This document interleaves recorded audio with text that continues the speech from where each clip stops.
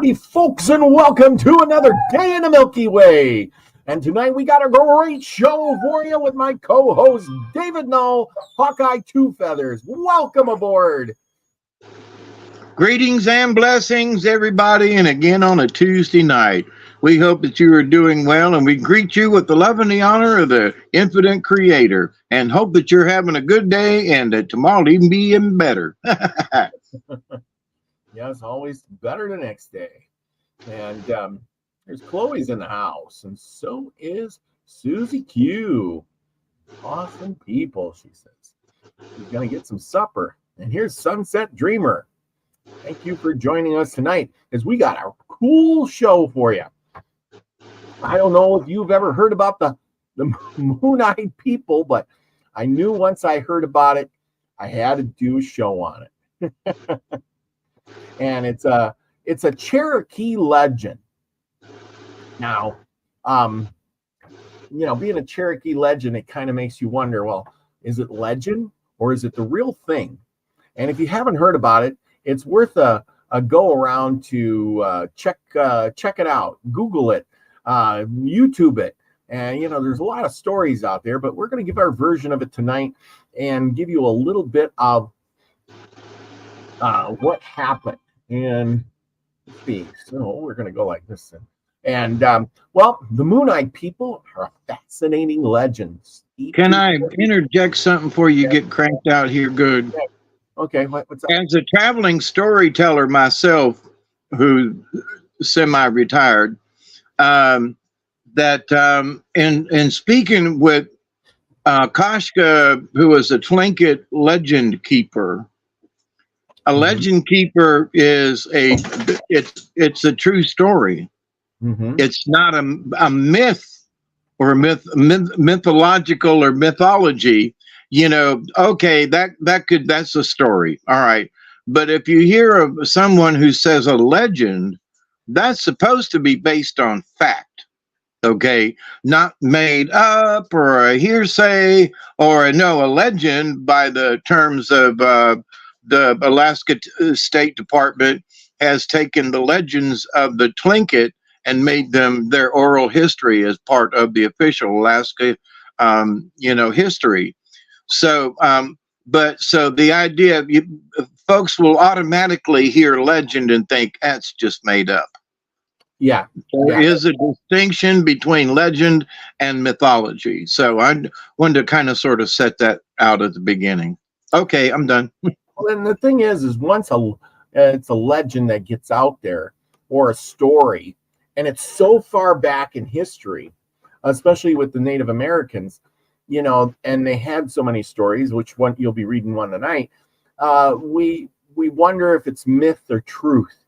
And since, is there any hard facts? And that's what we're going to try to shuffle through tonight to see if there is any hard facts out there. And what legends and myths has this all been, construed as? Because you know how it goes. You get one legend and it's supposed to be true. And, the Indians did that kind of thing. They passed these down as truth. And then the white man came along and they added their spin on it. You know how that goes? Embellished on it. Yeah. Mm-hmm. And also the white man entered and said, well, what might have been mythology, they've claimed this is the legend of Bigfoot, when actually it might only been a mythology. So the white folks have interchanged legend and mythology to where most folks don't say, understand that there is really a difference. Yeah. They don't know. They can't, because there's so many, stories now, you don't know if it's in the fiction aisle or the real thing. But the legend of the Boggy Creek monster is going to be under science, under fiction, under mythology. Yeah. It's not going to be listed in who this might have really happened. Exactly. But at some point in time, there might have been a monster there of some sort. People just didn't know what to call it. The Boggy Creek monster. Yep. That was a movie way back. Yeah. So here we have the legend of the Moon-Eyed People. As a European settler, this is where it all come from. Well, not where it all come from, but as far back recounting in words and as the white man can go in a way. The European settlers poured into America in the 18th century. They began documenting the legend of the Moon-Eyed people for the first time, according to Legends of America. The Cherokee described this mysterious race of people as small, light-eyed, and pale. Because of their sensitivity to light, they hid during the day and emerged only at night. They tell us that when they first arrived in the country, which they inhabited at that point, they found it possessed already by a certain moon-eyed people who could not see in the daytime. An American botanist and educator, Benjamin Smith Burton, wrote this in 1797. Okay. The Cherokee chief Nakanosto, I butchered that name, but it's something like that.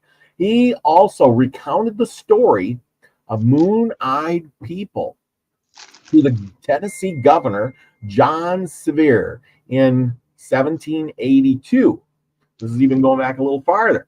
The old man at the time, Oxpinosa, repeated the story told to him by his ancestors that white men had long ago crossed the great water, the Atlantic Ocean, and landed here near the mouth of the Alabama River near Mobile.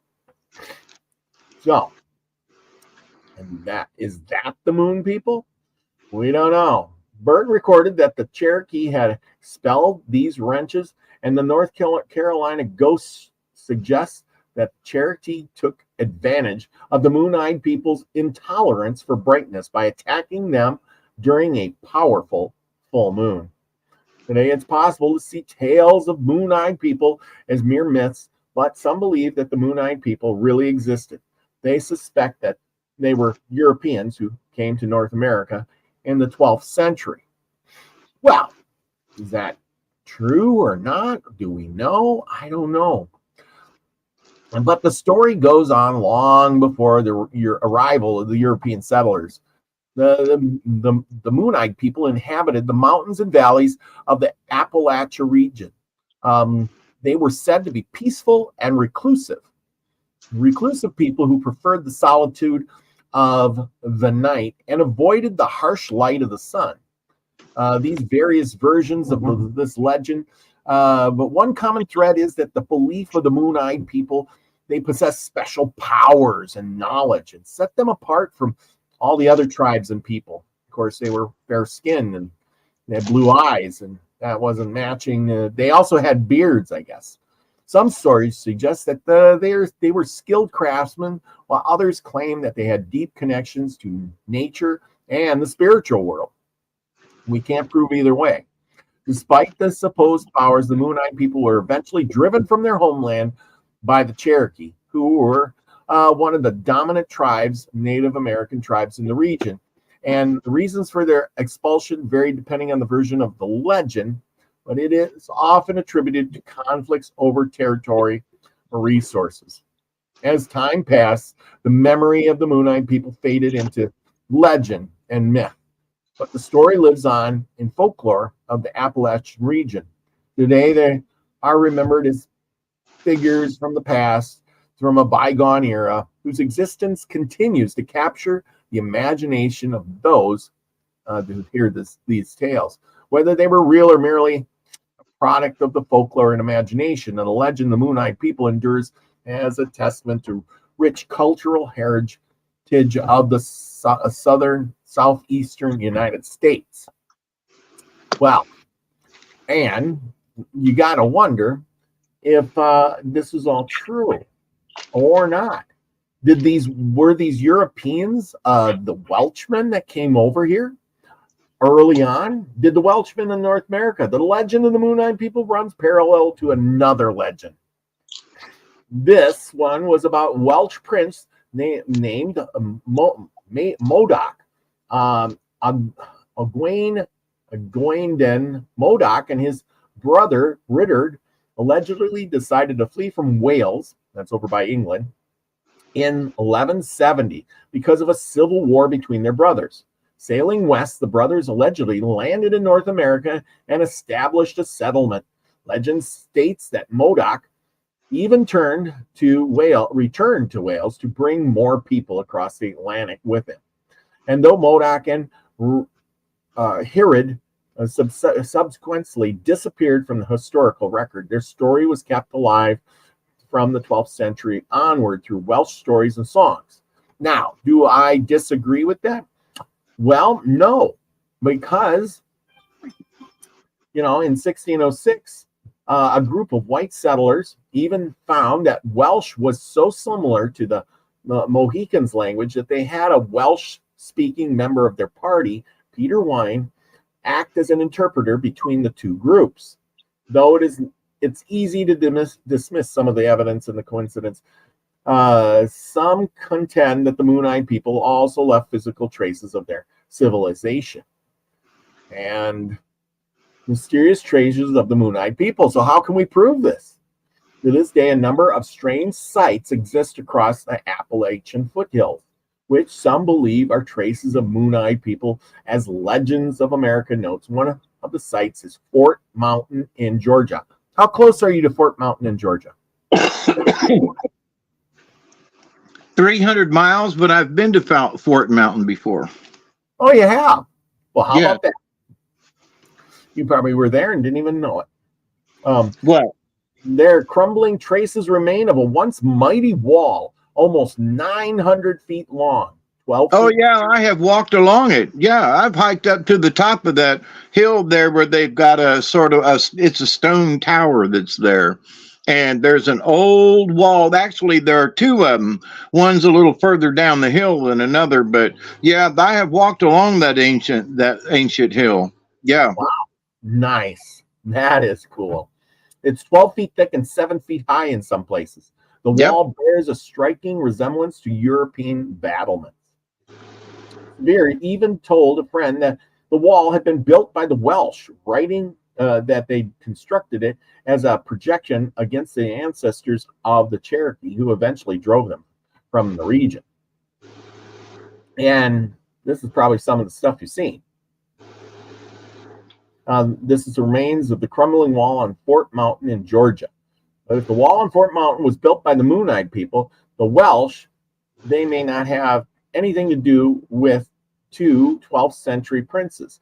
Some historians have estimated that the wall predates their arrival by hundreds of years and may have been built between 400 and 500 BC or CE.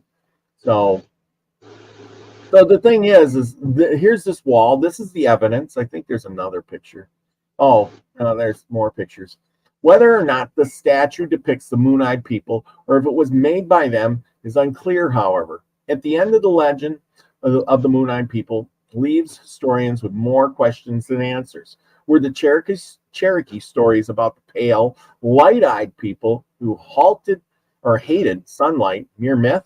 Or did they point to some unknown historic truth? Were Moon-Eyed people Welsh or something different? Well, for this, we have to turn to another thing, which is, the Cherokee said that when they got here, the Moon-Eyed people were already here, right? So is there a timeline for the Cherokee, right? So we have to turn to the Cherokee timeline. The Cherokee history timeline, of course. It seems that there are many places in the internet to read about Cherokee history. The Cherokee lived in historic sites from North Carolina to Okocha to Georgia, to Tiwaka, Oklahoma, and on and on and on. So, they moved in, but when did they move in? 10,000 BC, 8,000 BC? Is that the nomadic tribes are present in North Carolina? But were those nomadic tribes really the Moon-Eyed people? 1000 BC, archaic period, trade networks formed, pottery made, etc. woodland period, agriculture, permanent log homes, ceremonial effigies, and mounds. And this is probably the timeline when the Cherokee were the Cherokee. You know what I'm saying? Around 1000 AD. So at 1000 AD, that would put that Modoc guy, the Welsh, a little far behind or ahead of that. That means, you know, they were setting up, and it's kind of funny how the Cherokee, this is a Cherokee village of the day. And you notice, if you look at it, they have a fort wall. And, you know, it may be made of sticks and stuff, but this is how they can design their city or their village, with walls and, you know, the huts inside the places. They had forts, literally forts. Why would you have a fort, right? You usually get that from invaders or ideas from other civilizations, right? Like that big wall. And here again, here's another version of there with a big fort and all the huts around it and a big square in the middle. And, you know, you've got the river, your highway, and so forth and so on. And another version of a fort, always a fort. Now, we haven't seen, like the Indians of the plains, they were nomadic. They never made forts. You know, these guys made forts. Did they see it from a previous civilization and just copied it? What say you? Oh, he ain't even there. Presenting it to nobody. No, to all you people out there. But see, here is our map. So we start looking at Georgia here, and this is the Cherokee area in Georgia. This is, and it laps over with Tennessee and Kentucky. If you look at it like that, it's Tennessee and Kentucky. Now, the legend goes that after the Moon-Eyed people were wiped out, or they were, you know, battle beaten and kicked out of the country, and there was a big war, it was actually worse for the Cherokee, because now they were afraid to move into that country because the ghosts, the spirits of the Moon-Eyed people inhabited that land. So after they conquered them, they didn't even move in there. They just left it. The only time they would go in there is if they were needing to hunt, but they never built any permanent settlements in the area where the Moon-Eyed people lived. Now, to give you an idea what we're talking about with all of this, we're going to go back to this here. We're going to put up something else. And we're now, as the Moon-Eyed people were conquered, they say that the Moon-Eyed people went west, and then they moved down the Mississippi and went to South America. And remnants of them are still alive today. And this is what they call the Moon-Eyed people. And as you can see in this village here, this gal, who's a native, is white. She's got white, pale skin, light blonde hair, blue eyes. You can't see her eyes because it's black and white, but, you know, as I read the article about it, and she doesn't, you know, the genes, you know, you may be able to hide or get rid of cultures and stuff, but the genes of people live on in other people. You know, they live on. The DNA is passed from one to the other, and eventually that DNA comes out again. And as you can see here, the DNA is, I'm out in this girl. Let me, sorry for had to run off a minute. Going back to the stone fort. Yes. There is a place in Tennessee. It's near Tullahoma, Tennessee. Okay, that's really, let me put my glasses on. That's really small. You got to imagine this is towards the top of this hill, okay, in North Georgia. And there's a lot of other places folks could settle rather than going up the side of this mountain, okay? Yeah. Now, anybody who was piling up rocks had to have one damn good reason to pile rocks up around the top of this mountain. Yes. Somebody, something was after them, and they had to protect themselves. Now, these walls are not very tall. Okay. Now, going back to Tennessee, there's a state park there near Tullahoma, Tennessee, in Middle Tennessee, like north of Chattanooga, kind of thing, called the Old Stone Fort. Mm-hmm. And on the top of this hill, now there is a river at the bottom of the hill, but there's a little plateau, and then around it is this remnants of these rocks all the way around, but they're only a couple feet tall. Now you say, now why would they go to the trouble of building a wall 2 foot tall? Well, Yeah. if somebody's chunking arrows and stuff at you, you want to be able to hide behind something. Well, you got to remember too that this hang wall, on. So it wasn't necessary to build the same kind of battlements that were in Europe at the time, is where I'm headed. So if you had a 2 or 3 foot tall structure that you could hide behind because somebody's chunking rocks and spears at you, you know, and the elevation that you can see there, you know, it's downhill. So anybody coming up the hill, they're going to have a hard time hitting you from behind that battlement. But also at the Old Stone Fort in Tennessee, same thing, only about 2 foot tall. But it went all the way around the top of this well, they call it a mountain. It's a good sized hill. Yeah. Yeah. Let's see if I can find it. But anyway, yeah, no. The two things that I remember having been to both is that it was up high enough to where it was a steep incline to get there. So, you know, it's like everybody run to the top of the hill, the enemy's coming. Okay. And then that way you could defend yourself versus being downhill or in the valley. So anyway, okay. Yeah. But so, I have been to both.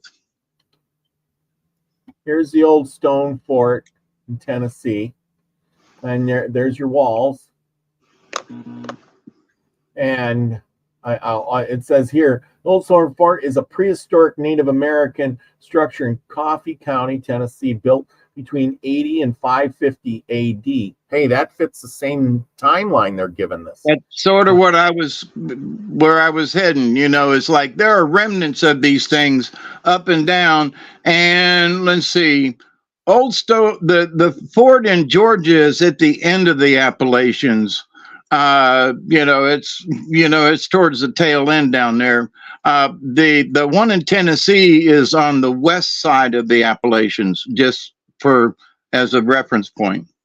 Yeah, and that's the thing. Stones stay for a long time.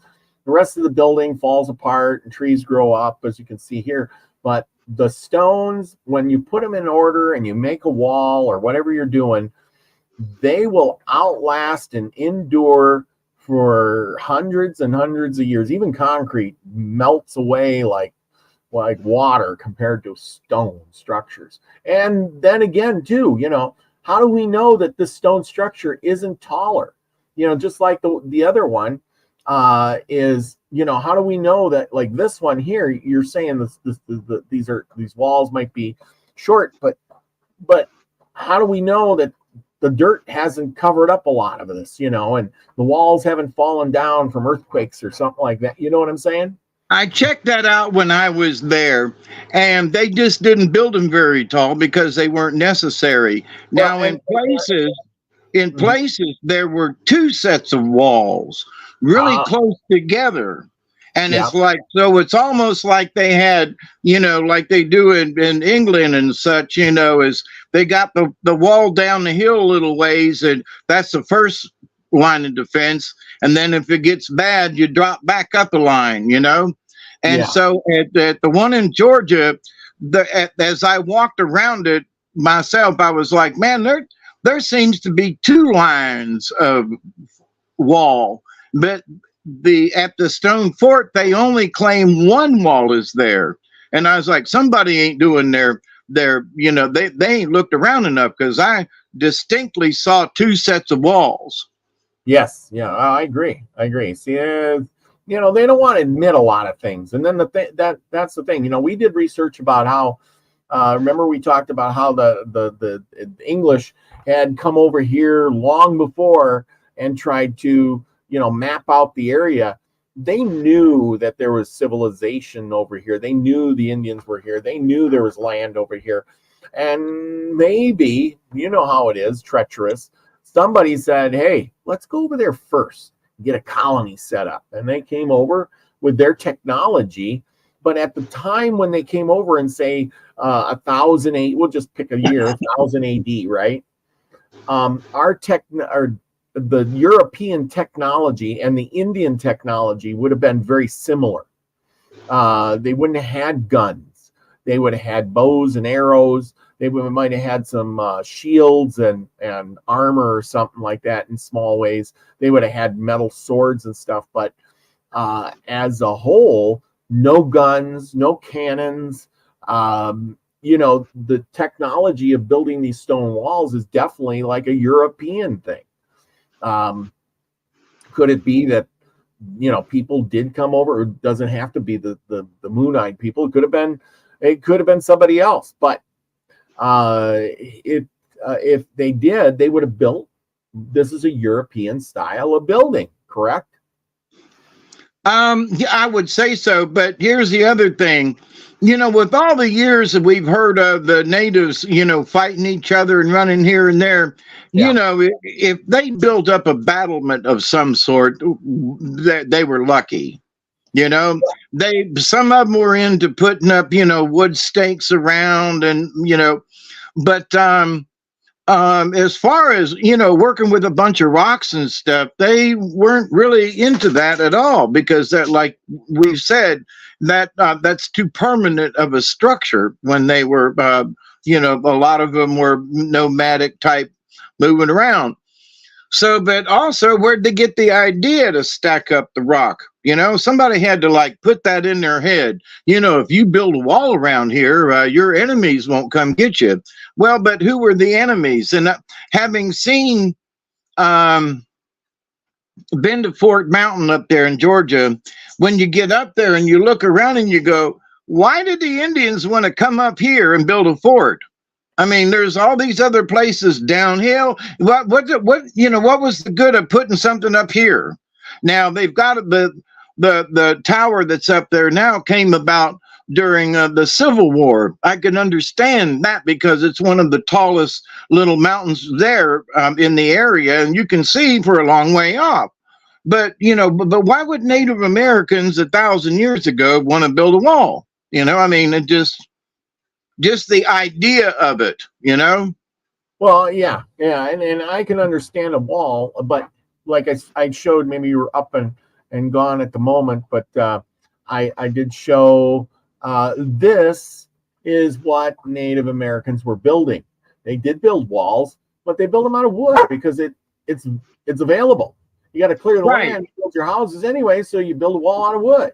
You're not going to stay there forever, so why would you build a wall out of stone on the top of a mountain? Exactly, and to that same point of, you know, referring to stone, the one in Georgia, you know, it's all rocky and stuff up there. There ain't no place to plant nothing. It's all unleveled. There's not a big enough spot to like set up camp, let alone set up a village. So if you've got a bunch of rock up there, you were running from somebody and hiding from somebody. You know what I mean? Well, you're making they didn't just live up there on the hill. Now in Tennessee, the area where it's at, it's a flat plateau. I could see very easily where folks set up camp and stuff and had a, you know, but not in Georgia. You know, that there wasn't enough of a flat spot anywhere, you know. So the idea that somebody was living up there and put up a fort, that don't go with me. Yeah, no, I agree. There's so many things that are just kind of out of place sometimes. And, you know, all we can do is speculate. And then you hear about these, well, then where, you know, if the Welsh didn't come over here as an albino breed, because they weren't albinos. And in say 200 years, they wouldn't all have blue eyes and white hair and be really short. You know what I'm saying? That's not the human nature to divert to that kind of a way. You know what I'm saying? That's a evolution.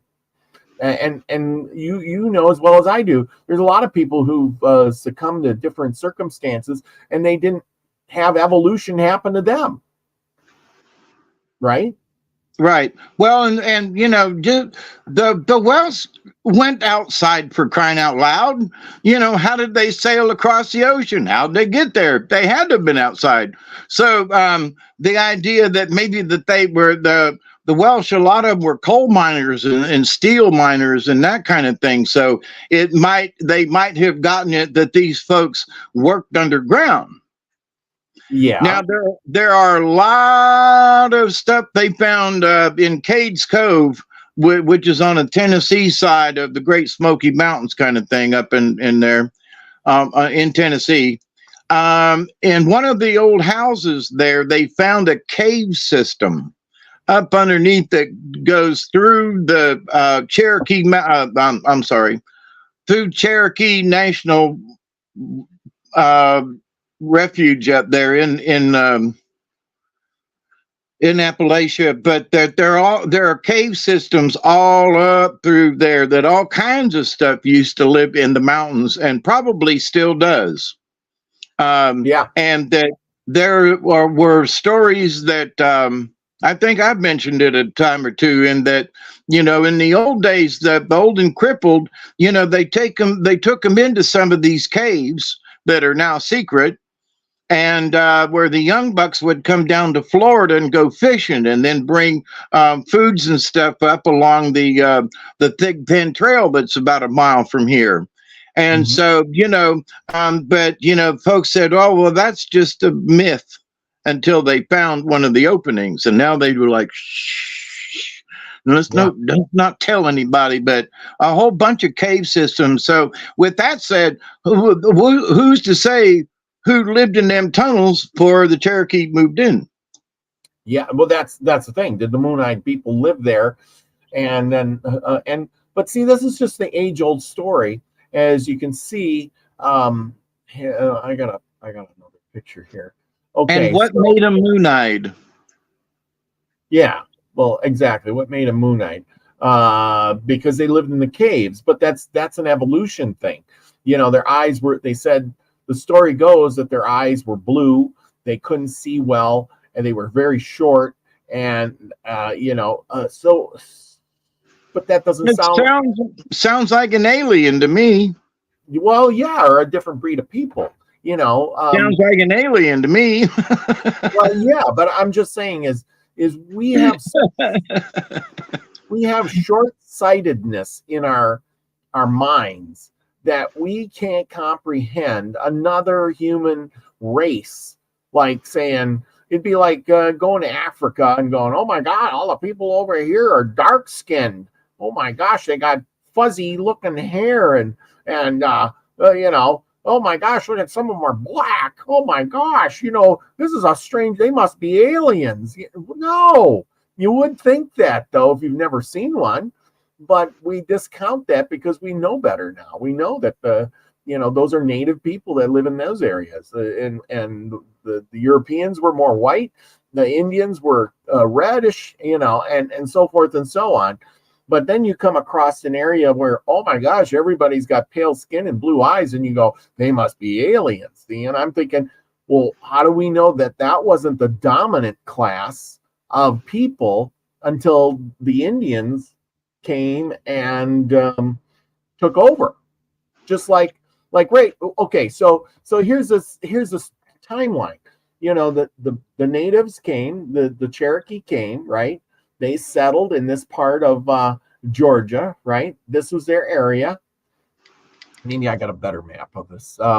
And okay, so this is their settling area in this part of Georgia. This is the Cherokee, right? Well, who took over the Cherokee land? The white man did. We came in and we rounded them up and we made the Trail of Tears and shipped them all over to Oklahoma, right? Yeah, but when you look at the older maps of the Cherokee, they came all the way down to here into southern Georgia. Yeah, That's why there is a southern band of Cherokees down here. And so it depends. That map I just saw, that's just in North Georgia, and so no, they came all the way down because down around Macon and between Macon and Atlanta, I can't think of it right now. There's some mounds and so forth in there, but that's where the Cherokee sort of had their capital.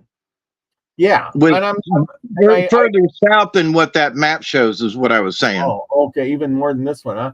Yeah, I tried to find a good map, but I just couldn't find one. I'm sorry about that. But like I said, this is what they put out there, and it was a good reference point.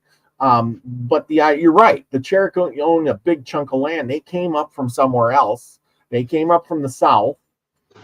They settled in these lands, but there was people already here. That's what I'm saying. And it's very cyclical how things work. And that's kind of the way I wanted to present this Moon-Eyed people stuff. Is the Moon-Eyed people lived and inhabited this land. The Cherokee came in and said, we can do better. We can exist, in the daylight. And these people are taking up our territory, our food supplies. They're a little weird. They're not the same color skin, blah, blah, blah. Let's wipe them out. Right? We don't know why the war started, but usually it's over resources, right? They wiped them out and drove them out of this area, and now this became the Cherokee land. And that's what I'm saying. So what happens then? Now the Cherokee inhabit this land, and the white Europeans come in. What do? They said, we want this land, and they take over and wipe them out, and in many battles, we'll round them up and send them west.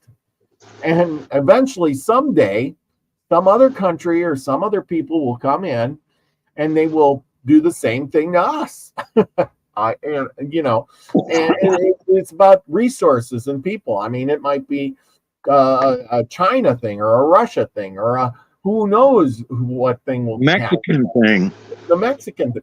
Yeah, it doesn't matter. But somebody will come along and say, they kicked them out. We kicked those guys out. And some new group will come in and kick us out. The Canadians are on their way. Yeah. So like I said, there's a lot of things happening. And then they try to blame it on this Modoc guy. Now, Modoc, he was a Welsh prince, illegitimate Welsh, but he didn't want to get in the war, so he came over here and to set up a colony or a settlement, and he brought a lot of people. And I probably think he was probably doing pretty good, except for when they find things like this. A farmer found this in a field. Now, does this drawing or this statue of two people? They believe this could be the Moon-Eyed people, look like this guy here or his kind would carve this. Does that even kind of look like that would happen? This isn't the kind of stuff Europeans draw or carve. This is I don't see it. The face is too round rather than long. The forehead's wrong. No, I don't agree. Yeah, neither do I. And why is that? Because this statue, and here's a reference. We think they might be big. This statue is really small. Remember, the Moon-Eyed people were short in stature. They were white, and they had big eyes or blue eyes, and whatever. Well, this is a really small statue. They put it along with the Indian artifacts, but this is a small statue. This wasn't something the Indians would have been carving either. You know what I'm saying? They didn't carve stone statues. They didn't carve stone. Now, here's another one.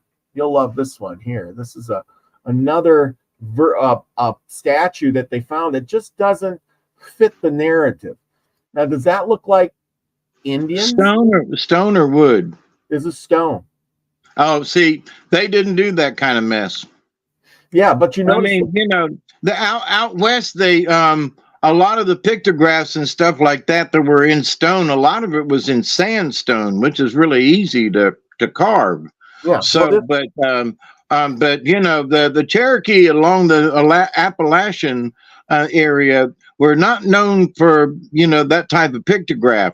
They painted things, but they didn't necessarily carve them in on the side of the rock walls. yes, Not like out west. and then again too, if you look at this, look at the big eyes, and we've seen Indian carvings before. This is way more intricate than an Indian carving would, out of stone would be. We've seen where they make stick figures and things like that, but look at the big eyes, the half bald head, the face looks different too. They're carrying a clay pot. The child has got big eyes, and everything is proportionate too. It ain't like they got giant eyes and a little itty bitty. The eyes are big. This is depicting a different kind of a person. You know what I mean? Right. And, also, the finish on the stone. Yes, this is not something that the Indian. Look at, there's detail in the fingers right here. You can see the fingers. This thing is thousands of years old. And when people find this, they go, "Oh, it must have been the Indian stuff." It was the Indian stuff, or was it? Was this a race of people who lived, a long time before, and it's settled here? Lucky says the Celtics carved primitive statues in stone, no detail on the faces. There you go. Yeah. So, Lady Spitfire's here. She says, for real, it's the second oldest in Georgia, and there's a Cherokee, and the Cherokee call home. Yeah, okay. I missed something there. Oh, the Indian mounds. In Etowah. Thank you, Lady Spitfire. She lives up around that area. Yeah, cool. Okay. Yeah, New Etowah. Okay, yeah. See, the thing Etowah River and all up in there. Yeah. Yeah, her neck of the woods. All right. Oh, nice. See, I love that when people live right by that. But what I'm trying to say is that some of these things don't match. It just doesn't match. And people want to just group it all together. And the story is that the Cherokee came. This guy, he says, hey, when they got there, his ancestors told him that white people had been there long ago and crossed the Great Water, long before they got there. So when did the Cherokee get there? That's a really good question. And what's to say the Cherokee weren't already there? And, when did we get here? I don't know, because they didn't really tell time the same way that we do, kind of thing. So our ancestors said, many moons ago. Well, that could have been 4,000 years. You know what I mean? Exactly. Because they didn't have the same kind of, telling time. But, I think that the native peoples were here. Oh, well, when did they get here? I think they were here for a long time, and different tribes moved around. And part of what you were saying about why they got rid of them, and it would have been resources. And I would query this. Yeah. Back in those days, if it was 500 or 600 or 700 years ago or later, do you think they'd really be fighting over resources? There were so many deer and buffalo and wild animal. Do you really think they'd be arguing over resources? Yes. I don't. Well, I mean, think about it this way. It depends on the weather. And what if there's so stop for a second. Okay, before the Europeans got here, there was lots more people here. And then when the Europeans started going through, disease went through, and pretty much, remember, we read about how they came here, and Cortez and De Soto were like, there's thousands and thousands in these cities. There's 100,000 people living here. And then 20 years later, they come back and everybody's dead and gone. The bones are piled up. It's like, so the thing is in in 20 years or 50 years, I mean, by the time the population started coming back and the white man came along, these resources like the animals would have repopulated in a hurry. Here's my thing about the resources. Yeah. There had to have been more of a reason to simply wipe them all out. Yeah, well, because they fought with other tribes, but they didn't necessarily wipe them all out. You know what I mean? Yeah. My point is, I think there was something other, like they were scared of them. I think there was something other than just resources that they wiped them all out, is my point. Well, and that's another thing too. Could have there been giants living here? And of course, you know, weather is a big factor in things. If there was a big volcano that went off in some part of the country, you know, 1,000 years ago, and the climate changed for even a season or two, would mean that your crops would fail, and they didn't have granaries that piled up thousands of tons of grain to feed them people for a year or two. You know what I'm saying? Yeah. And you'd have mass starvations, and the animals would die off. And sure, you know, you raised a bunch of, you didn't have machinery out there plowing the fields of thousands of acres and grain where you're to store it in. You put it in bags and buckets and, you know, clay pots and stuff, and you had enough for the next season and enough to plant. But even in the 1700s, when some of those volcanoes, they had snow in July. And that's the God's honest truth. They had snow in July, wrecked all the crops, and you basically had a year without a summer. You had a mini ice going through. And what did those people do? They all starved. You know, what are you going to eat? Well, the corn all froze to death when the snowstorm came through in July, and we don't have enough time to replant. Well, now what? Somebody better ship some over here from Europe.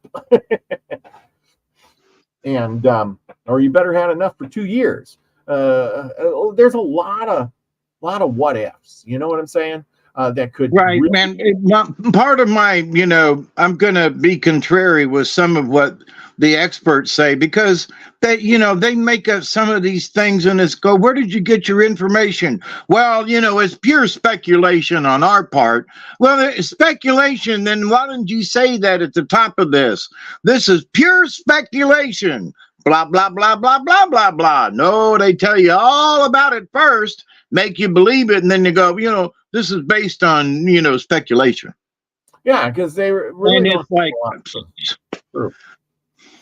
And that's true. They don't have a lot of proof. Like here, you know, we'll go back 1,000 years, or 1,000 AD to 1,500 AD. They were talking about the range of village sizes were 1 acre to 5 acres, with houses, and they built like this. Here's your little fort, right? Yep. And we're talking about the Cherokee people. Well, anyway, 1,500 to 1850. Here they identified the historic period Cherokee Indians because of the similarities of artifacts. And that's how they're basing this on.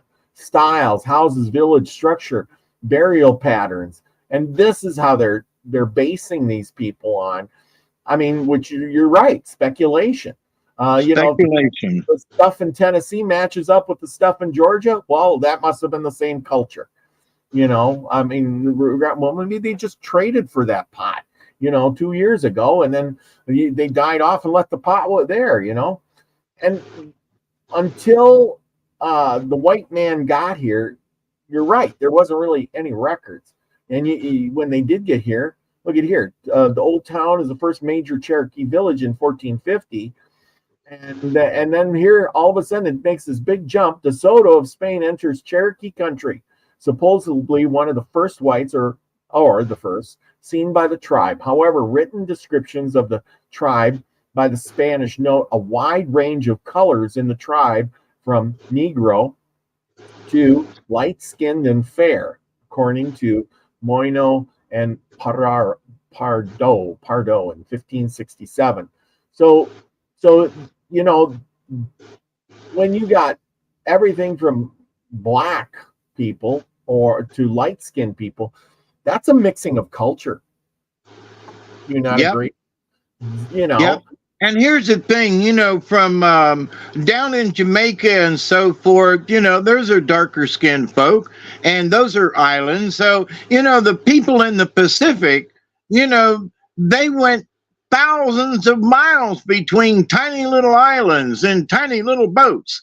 So, what's to say, folks? I mean, been coming over from Cuba and went over to Florida.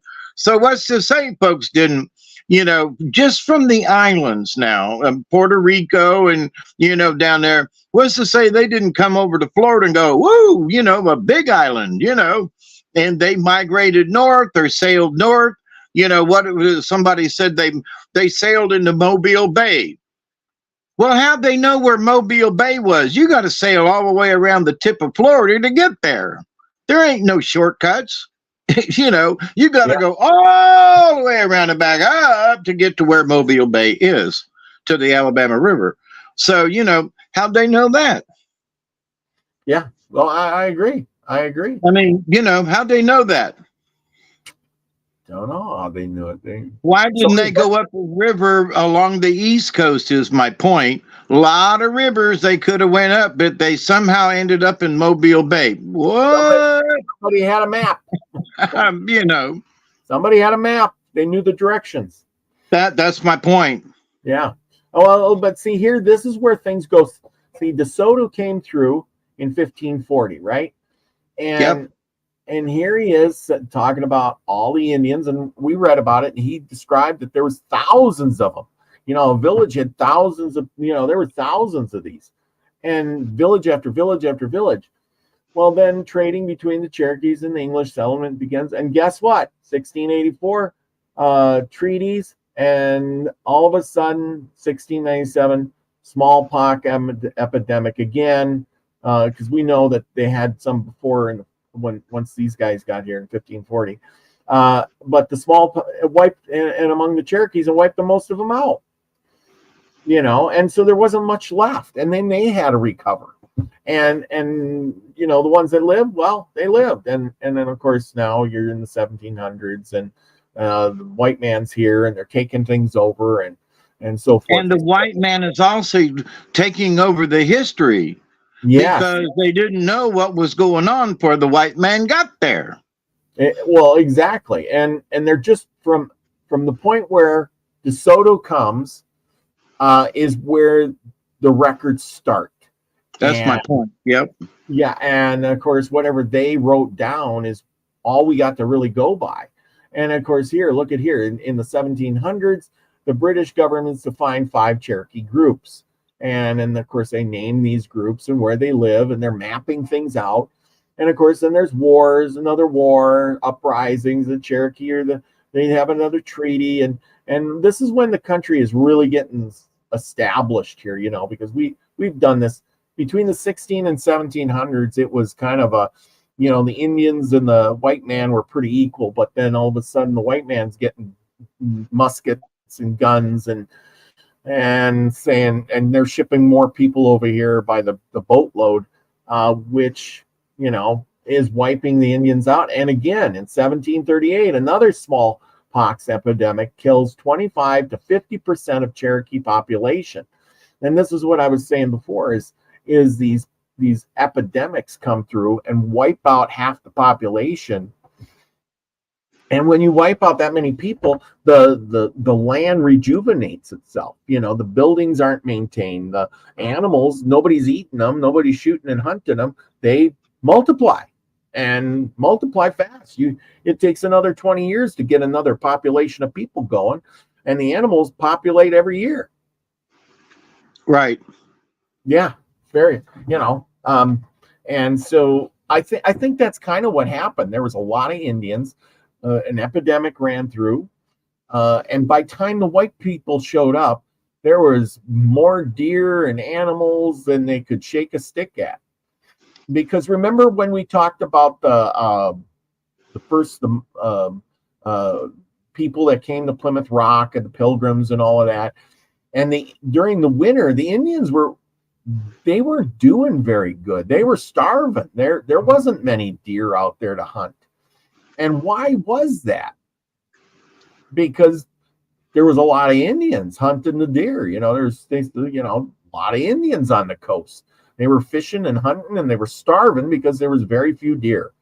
But then once the Indians got wiped out, the deer came back because there wasn't many white people either. That's the way I assume it would go. Yeah. I just think with the Moon-eyed people, there was something other than just the food. Oh, yeah. I think they feared them, and for whatever other reason, they thought they were spooky. I think they might have lived in some of those caves. In the Appalachians up there, because there are a lot of caves up there. And most there are a lot of them are not even known.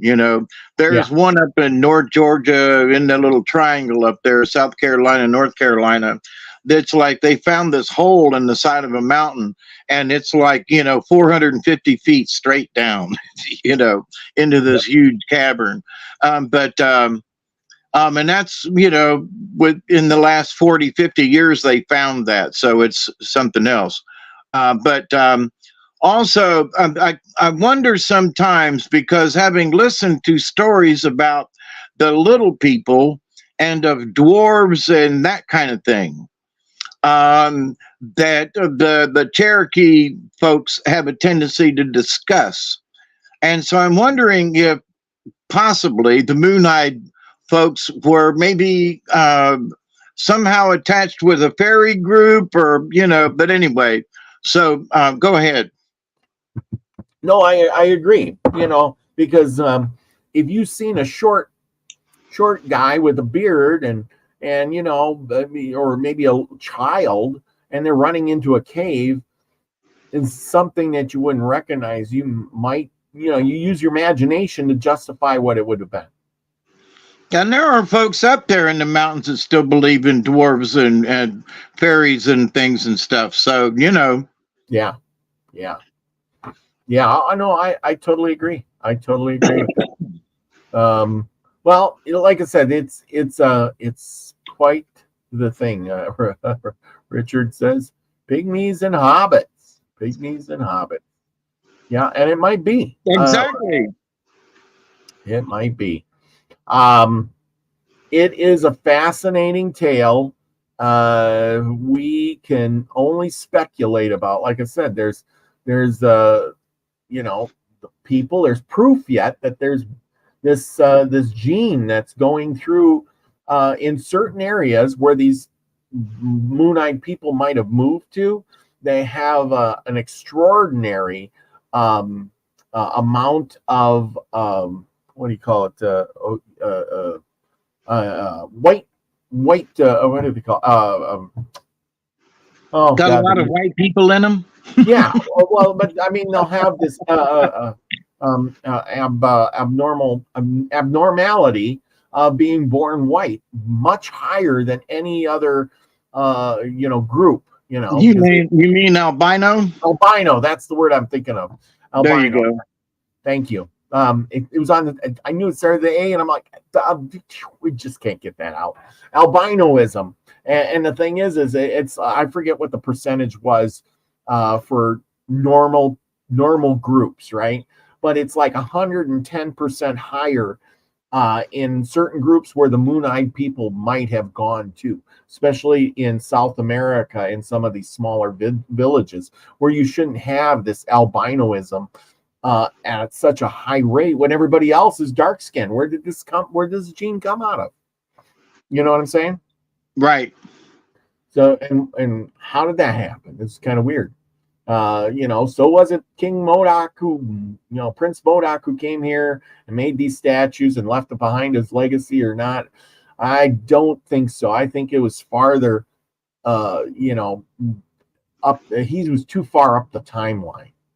Yeah, and not only that, but I don't think he would have brought the gene of albinoism. He was just some white guy, that's right, but yeah. Whereas, there are several black albinos here in South Georgia. And, you think, wow, there are 5 that I'm aware of, and in a low population, but there was a high density population of slaves back in the day. And Yeah. some of them folks really do still trace their heritage, to the slave days around here. So how did albinoism get into that culture and not in the white culture like it is in the black culture? That is true. I mean, I'm not, pointing fingers or blaming, but, that I don't know of any white albinos, but I know of several black albinos. So it's like, wait a minute, there should be equal, right? Yes. In the population. Should that be true? Well, that's not true. That's right. I agree. And Lucky says, doesn't need to be spooky people. Humans often fight with people who are different. If a group are having internal conflict, James Fay, nothing unites humans like a common enemy. And he's right. That's what I'm saying, is if the Moonite people were white, pale-skinned people that came out at night, they would have been spooky. They'd have blue eyes. They would have been totally different than this new group of Cherokee Indians moving into the area. And after a while, they're going to be like, we can't have this. We got to get rid of these people. We got to figure out something. And were the Moonite people here thousands of years before? Possibly.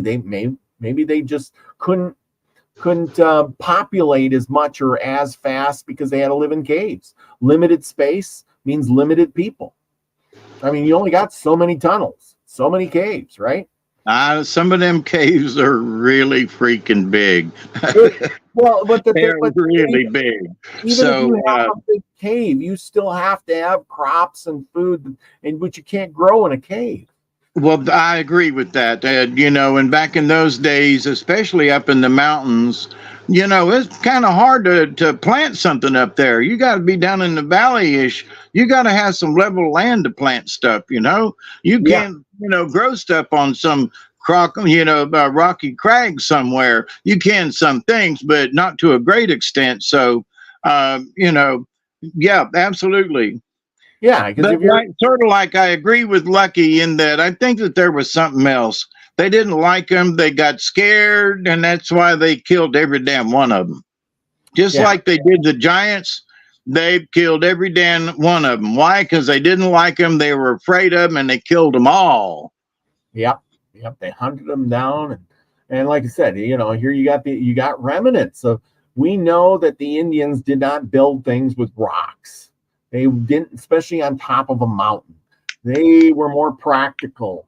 They didn't make stone carvings like that either. And here's another one of those things where they, I forget where this rock is, and I know it's a special rock, but I found the picture. I couldn't find the name of the rock, but there's with this weird drawings on it. Was this Indian drawing or was this the Moonite people drawing this? We don't really know. And if it was the Moonite people, did the Indians continue drawing on their rock? We don't know. But this is found in, I think, Kentucky or Tennessee area in that same spot. Well, like I said, you got this, and this does not look like Indian people. It doesn't look like a normal. It's history out of place. Don't you agree? Yep, and they would have carved out of wooden. They would have carved out of wood. Yeah. Besides that, Indians had stone tools. They had stone tools. Look at all the stone tools here. You're not going to spend time with your stone tool trying to chip out another stone to make carvings out of stone. You got all these other things. But yeah. And and something that several natives, we talked about it over the years when I was going to the powwows. And then I said something about, plastic bags or something. And, and he looked at me and he said, native folk are all about doing it the easy way. If they could get a plastic bag and it was easy to get to, they'd use it. They wouldn't go, ooh, that's a plastic bag, and put it down. No, they'd pick it up and go, ooh, what can I carry in this? So, but the idea that if they had to chisel out something out of rock without proper tools, they could have carved out a bunch of stuff out of wood, and they knew it. So they was carving with flint and stuff, and that's what they did do and use. That's why there aren't too many artifacts, because a lot of stuff that, were made out of wood rotted over the many centuries, Yeah, that's why there's nothing left is, if there's a big fire going through, and even if you did carve a big statue, eventually it's going to get burned up. It's going to rot away, and it's never going to last. Yeah, only the folks on the. I don't know of anybody on the East Coast. I'm probably wrong about this, but the West Coast, they did totem poles and still do, and so there was a cherished tradition, with carving. Where on the East Coast, it's just small stuff. Yeah. No, I agree. And we're back to. I think we got everything here. Modoc guys, the things, and we got it. But anyhow, you're right. The Indians, they like even the ones out west, all of them. They were all about doing it the easy way, the quick way. They didn't remember how we talked about this many a times. How there's a season for everything. You got the season of fighting. In the summer, you fight in the summer. You pillage and whatever you got to do, and in the winter you rest and relax. In the spring you go for a buffalo hunt. In the fall you go for another buffalo hunt, and then you sit idle all winter and you make pottery and fix your stuff and tan your hides and all of those things that you want to do, but you don't have to, you know what I mean? But Who's going to say, I'm going to take my stone chisel and spend this winter chopping up this other stone to make a carving? When the rock that you're using is going to break away faster than the stone you're trying to carve. So, Yeah. Yeah, it's a lot to think about. And, but anyway. Something, in our discussion about running out of resources, I was watching a program this last week. It's on Tubi, by the way, one of my favorite channels now on the internet. And it was about I think it's called Chiefs, and it talks. One of them was about Crazy Horse, and one of them was about Sitting Bull, and one of them was about Black Elk, and one of them was about but in discussing, they were interviewing the ancestors of said folk, on the reservation from Pine Ridge and over there in the Dakotas and all. And so, and it was listening to the story. So one of them was that, they were standing there and there were a couple of teepees around, and there were a couple of, older folks that were standing there relating the stories. And they said, you see these teepees here? And then the interviewee was like, yeah. And he said, you see the people that are down here? Yeah. The folks that are visited here? Yeah. And he goes, well, imagine back in the day, and you had to feed all them people every day. And he was like, and that's just a small amount. There was like maybe 50 people, and 10 teepees, but he was just saying, you see them folks down there, you see them teepees, imagine back in the day trying to feed every one of them folks every single day. And I was like, wow.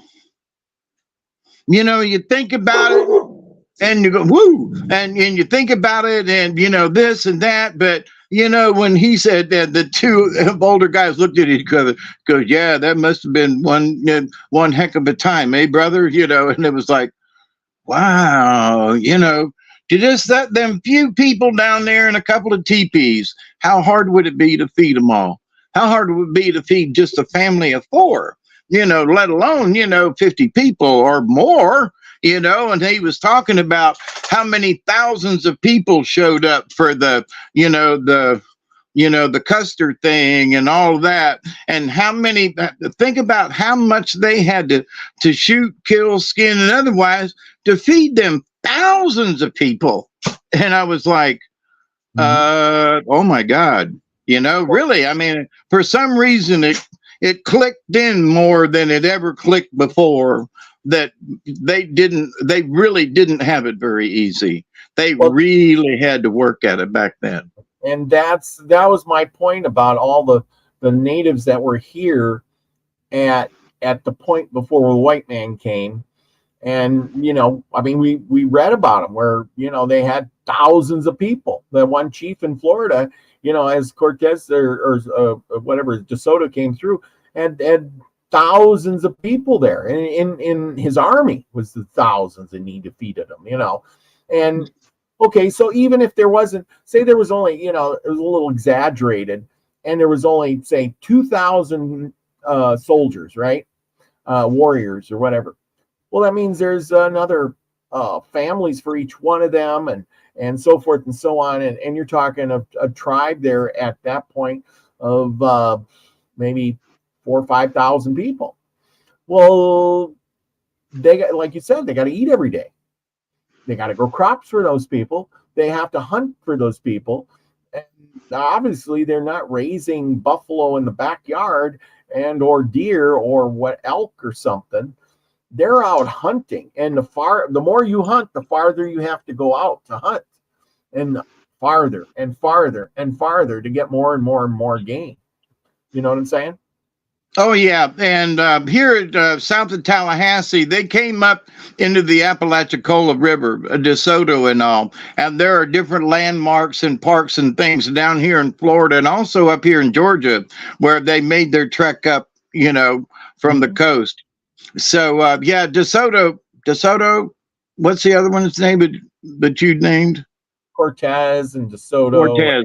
There's some other stuff here. So just around Tallahassee and in the Panhandle here, there's a lot of old history going back into the 1600s from them guys. Yeah. Well, and that's true. Their documentation of all these tribes and how many people there were, because they were some of the very first that came in, they're describing thousands of people. And that's what I'm saying is that they describe, and then when people actually got here, there was no thousands of people. They were all gone. There was, and then like we watched that timeline, there was, wiped out 20 or 30 or 50% of the people again. Like, 50 years later, they had another epidemic come through and wipe them all out again. It's like, it takes a while to reproduce that population, especially with humans. You don't grow up a 20-year-old kid that can be a warrior in a week or two. Yeah. 20 years of raising them. I think also, just to toss this out, with the amount of stuff with the boats and things in between the islands and Cuba and South America, there's not a lot of distance between the Yucatan Peninsula and Cuba, and the same amount of distance to Florida. So it seems to me that over the thousands of years where, there was nobody here, there's a bunch of people coming up through Texas and up through Mexico and that way. But I think there was a lot of people who were also doing a lot of sailing, and that's how folks knew, because of maps and stuff. That's how they knew there was a Yucatan Peninsula. There was, Cuba on some of the maps, and it shows the Straits of Florida. And consequently, it shows all the way around to Baton Rouge and the Mississippi and Mobile Bay and, and places along here in the Big Bend area of Florida. So, the idea that when the white folks came over from Europe, that somehow, these Indians just came a few years ago kind of thing. You know what I mean? Well, They came about 1,000 years ago. Really? Seriously? Come on. Nah. They've been here a lot longer than 1,000 years. It's the white guys that are trying to put a timeline to the native people who've been here for 3,000 or 4,000 years. in my humble opinion. Well, but then again, if, I mean, we could beg to differ a lot on this too, but the way I look at it is, what if this land was inhabited by people already, like the giants and these moon-eyed people, and maybe other sorts of people that have been wiped out? I agree with you. And they couldn't get up here. Like I said, they were moving up, and the moon-eyed people and the giants were here, and maybe that's why those walls were built, because you don't build a big giant stone wall like that on the top of a mountain, like you said, because you're keeping out a band of Indians. Because it had to be a really big band of Indians, is my point. It's got to be a bunch of them to go to that trouble. Well, and that's the thing too, is if you were the Indians, wouldn't you just walk around the mountain and say, well, fine, keep the top of the mountain. We don't need to fight you and kill you off at the top of the mountain. It's really dangerous there, and there's nothing up there we need. You know what I'm saying? You know what? Having been to both places and having walked around both places and wondered, why did they do this way back then?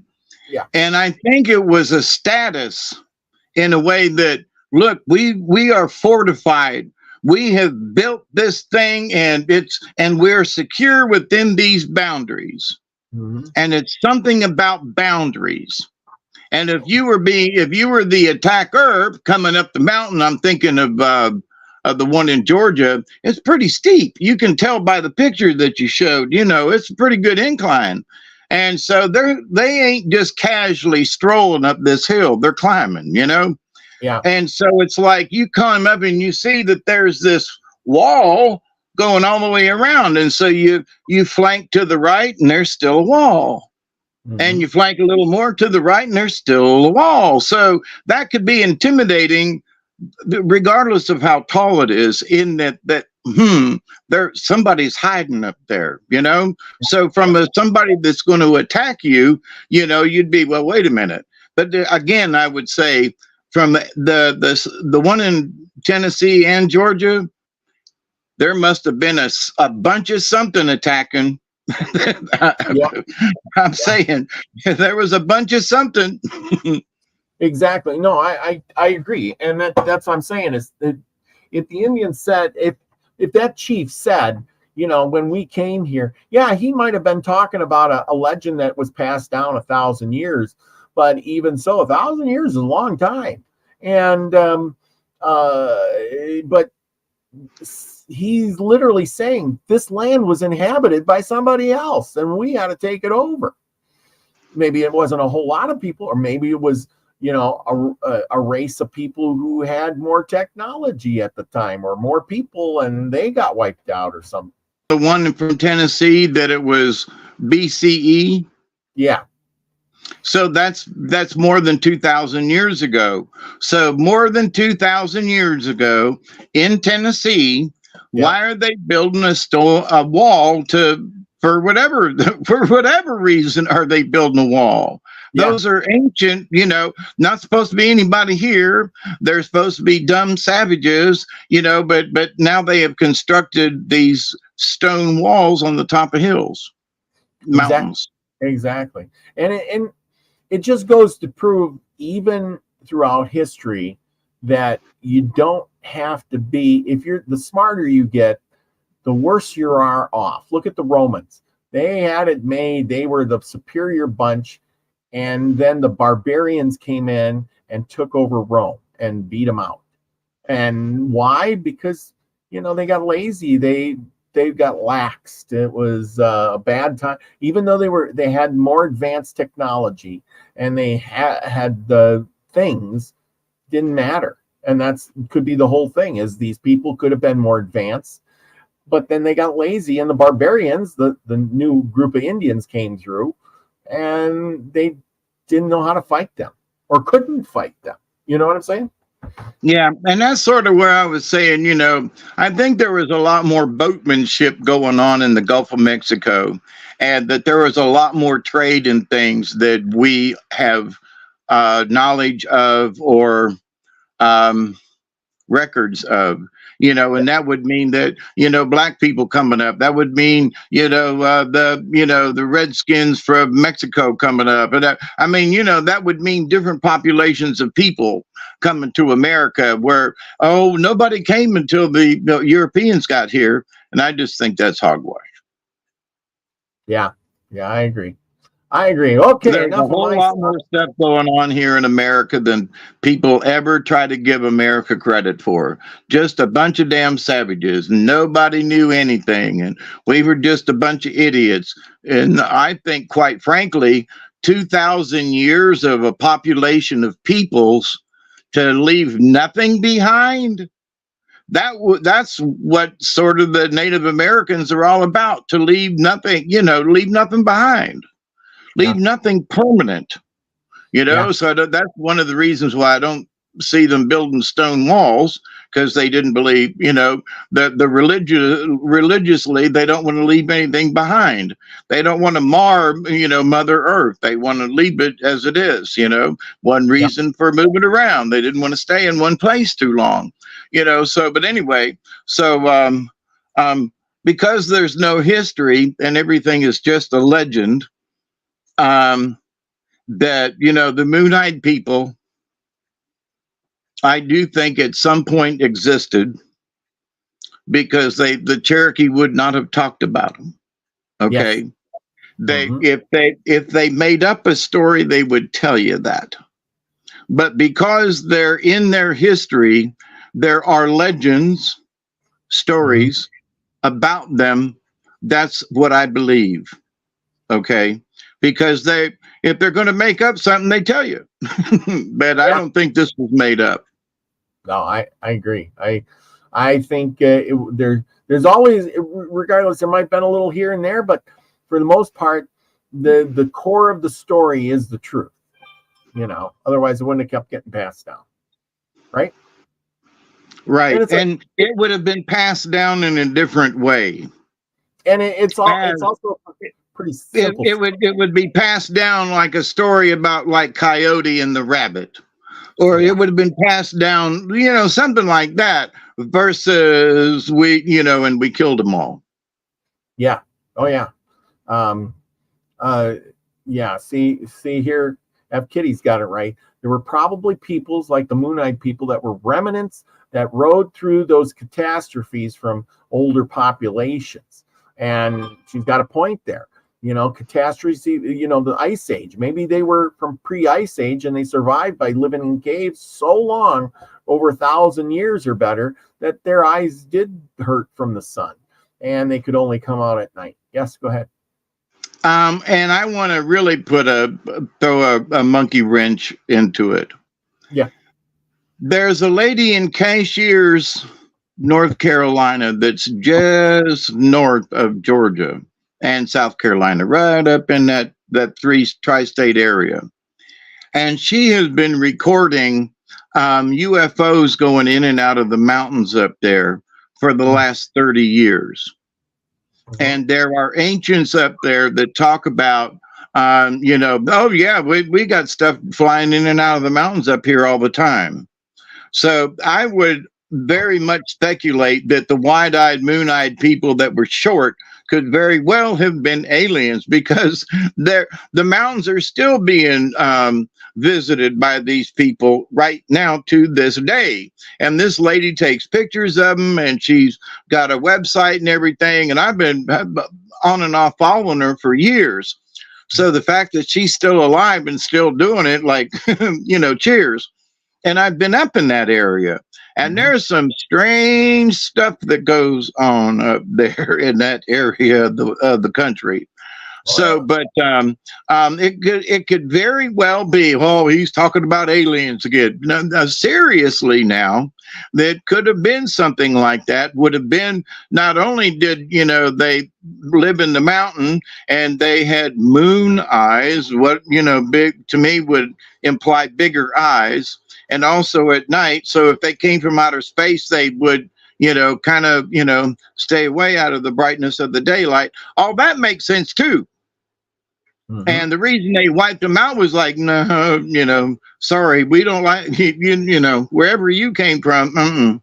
And they Yep. might have been doing something that just, but that the natives said, no, like the giants, no, we got to get rid of every single one of you. We're not going to keep any prisoners. You're not going to integrate with it within a tribe like they've done with other tribes. They kill off of almost everybody and keep a few. No, they killed everybody. So that makes me suspicious. Yeah. But to the point that there are things still going on up there in the mountains and have been for a long time. People just don't want to add that to the story. You know what I mean? Yep. Yeah, oh yeah, I agree. Well, all I can say, people, is go out and do your own research. Get your own ideas and opinions. Figure it out. Read the stories. Make up your own mind what you trust in your own heart, because, more than likely you'll figure it out too. So, well, if not, you can at least come to a supposition. And regardless of where they came from, there is, the stories are that they did exist, regardless of where they came from or how long they've been there. So, but anyway, a lot of speculation on all parts, right? It is. I hope we all learned something tonight. Anyway, you got a story for us. I got it pulled up already. How's that? Yeah, and it's got a really short title and no cast of characters. It's like, what? Here's a story: uncle and nephew. Yep. And who's our cast of characters? I mean, some of the stories before, we've got all kinds of names of things and stuff. So, but anyway, let me get a drink and then catch up for a second and we'll start. Okay, absolutely. This is going to be a good one. All right. And I will exit out and you're up. Okay. Tonight's story still comes from the Seneca Indian myths from Curtin from 1923. So we're still reading from that a set of stories. And tonight's story is Uncle and Nephew, as told by Henry Jacob. An uncle and nephew lived off in a forest. There had been a large family, but all were dead except the two. The uncle and the nephew were the last of their race. One day, Uncle said, "My nephew, you have grown to be a large boy. Now you must learn to hunt. You may use the bow and arrows that I used when I was young." The old man took his bow from the wall and cleaned it, for it was smoky. Then he said, "We will make a trial of shooting." They went out together, and the uncle tried first, shot a tree a long way off. The nephew made a good shot, and the uncle said, "That was well done. You can begin hunting.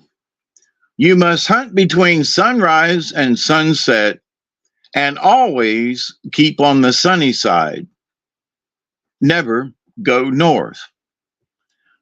The boy hadn't been out long when he killed a deer. When he took it home, his uncle thanked him and said, "We can live now. We have plenty of meat." He cut up the meat, tied bark strings around the pieces, and hung them up to dry. For a while, the boy brought game home each day. Then it became scarce, and he had to go far south before coming upon any animals. One time, when the boy was sitting around in the house, his uncle said, "When I was young, I had something to amuse myself with. I will get it for you." He brought a flute, and when he blew on it, the flute talked and said, "Tomorrow you will kill such and such game. The boy was greatly pleased and soon learned to play on the flute. The next morning he started off hunting, and sure enough, he killed exactly what the flute said he would. That night, after the boy had rested from hunting, he took his flute, and again it said, "You will kill such and such game tomorrow." Again, the boy killed exactly what the flute said. He began to wonder why he must always go south. At last he made up his mind to go north, and, making a circuit, he was soon north of his uncle's cabin. He found elk tracks, followed them, and came to a broad opening, and in the opening he saw an elk. He ran after it, ran in a circle, and came out in the opening. All at once he heard a woman call, "Stop, stop!"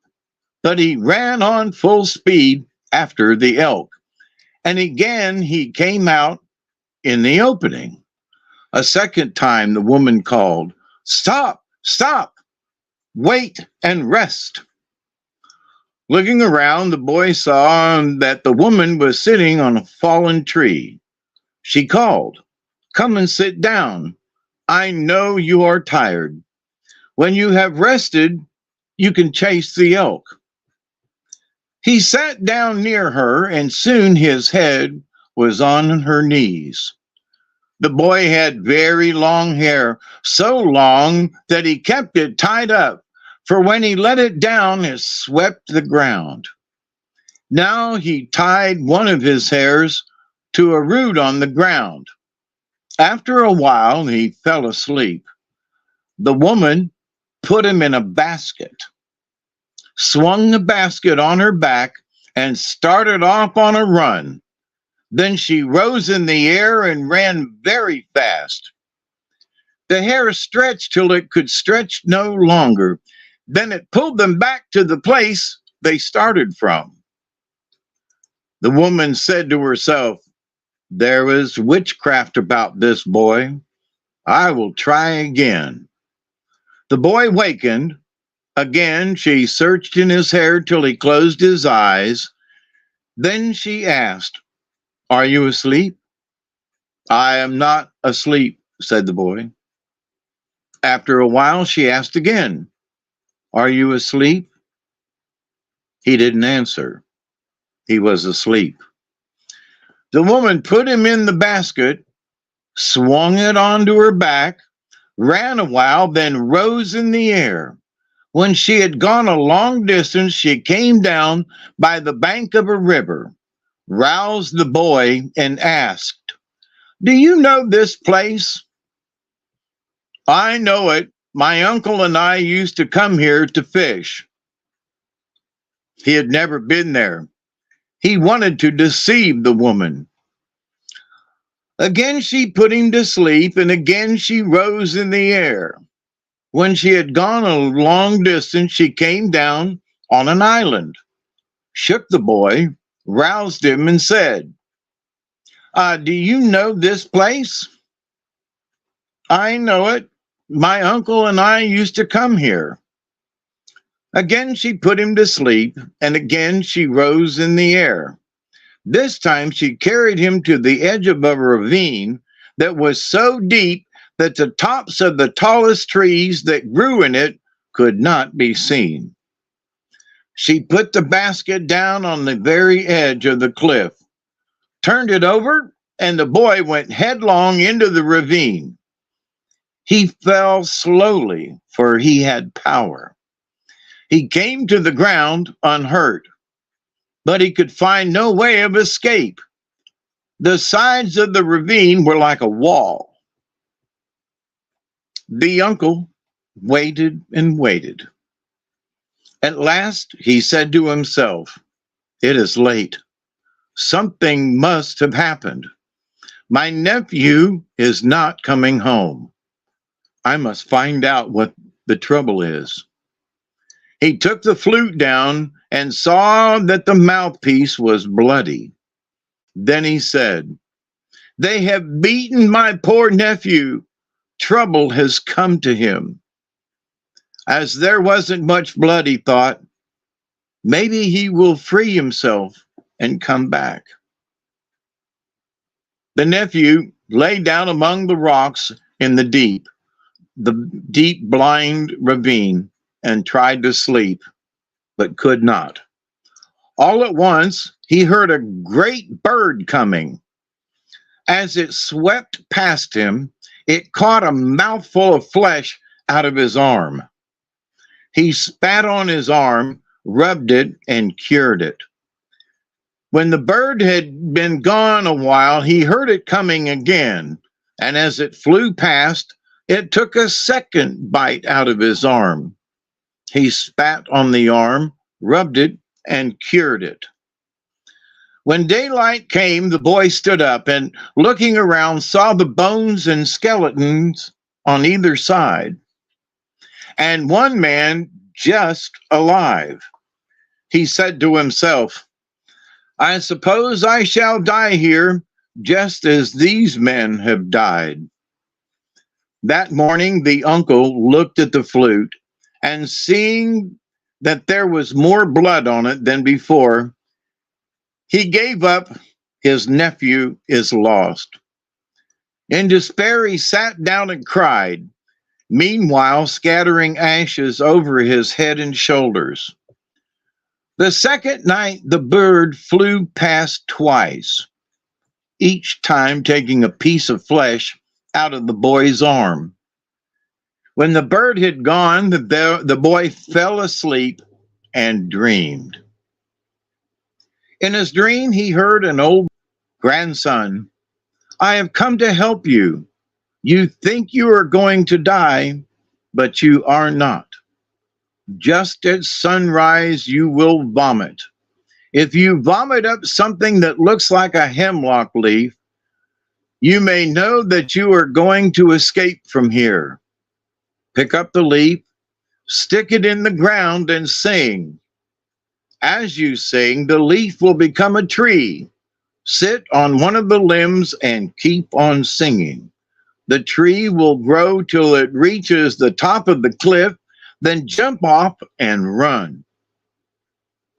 Just at sunrise the next morning, the boy vomited as the woman of the dream had said he would, and he found a little hemlock leaf. He stuck the leaf in the ground near the wall of the ravine and began to sing. The leaf became a tree, and as the boy sang, the tree grew higher and higher. He didn't sit on a limb of the tree, but stayed below and sang till the tree was higher than the top of the cliff.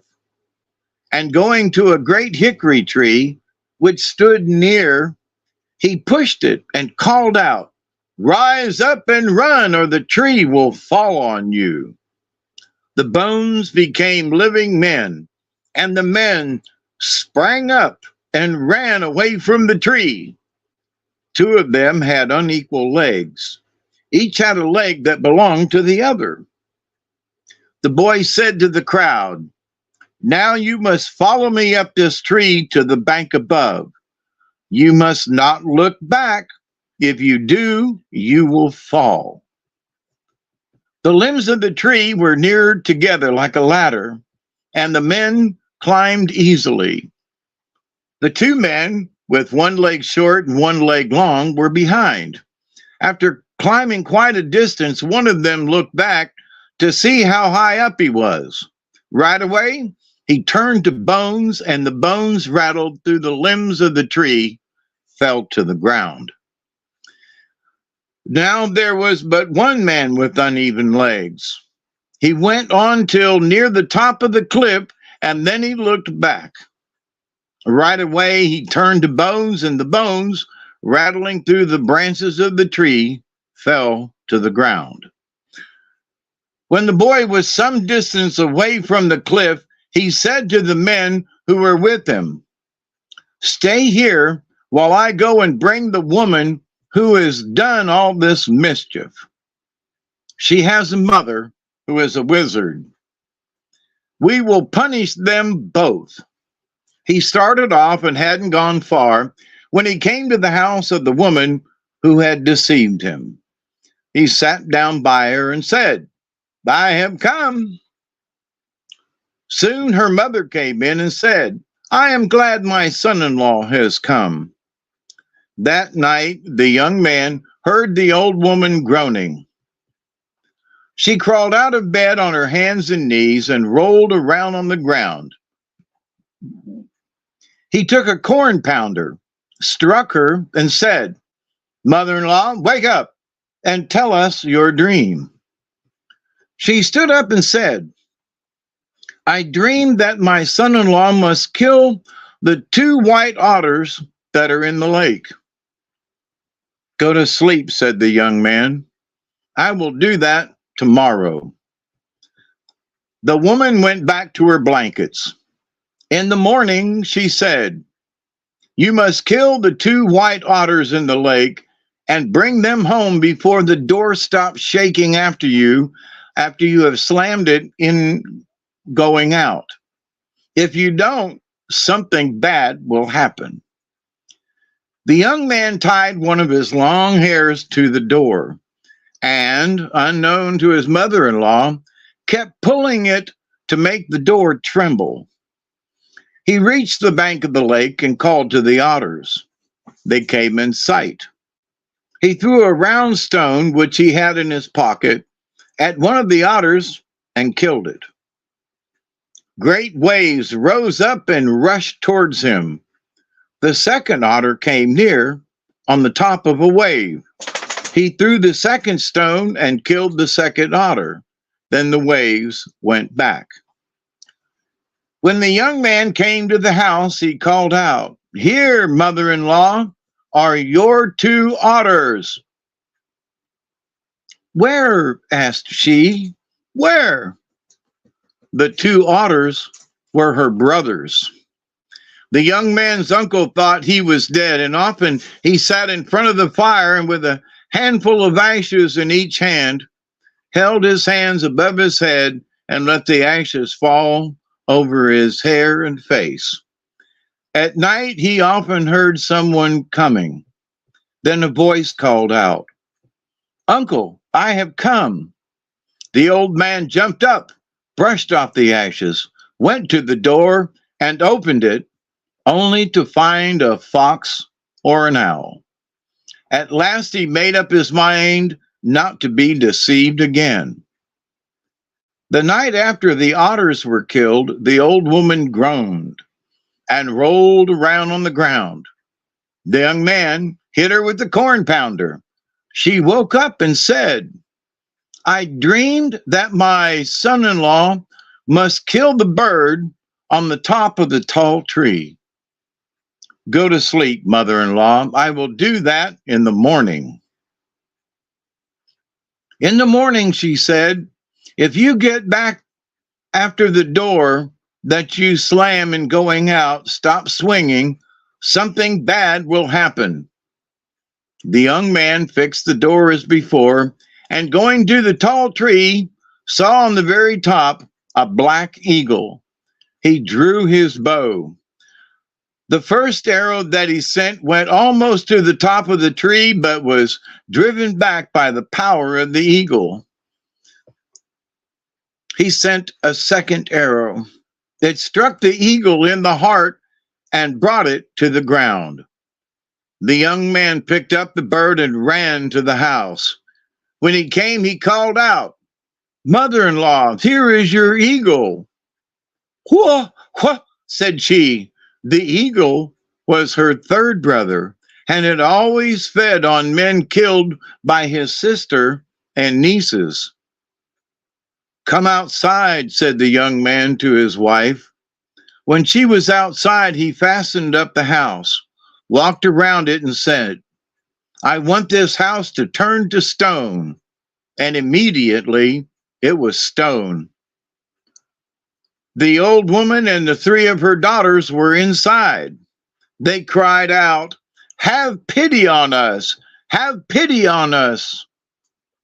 You had no pity on me, said the young man, and he left them to smother. Then with his wife, he went to the men near the ravine and said to them, I have brought back this woman.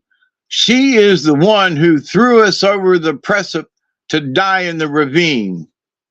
They stripped a wide piece of bark from a tree, tied the woman on it with bark straps, and placed it against the tree. Then the men gathered wood, piled it around her, and burned her up. The young man had two brothers among the men he had rescued. He told the other men to go their own homes.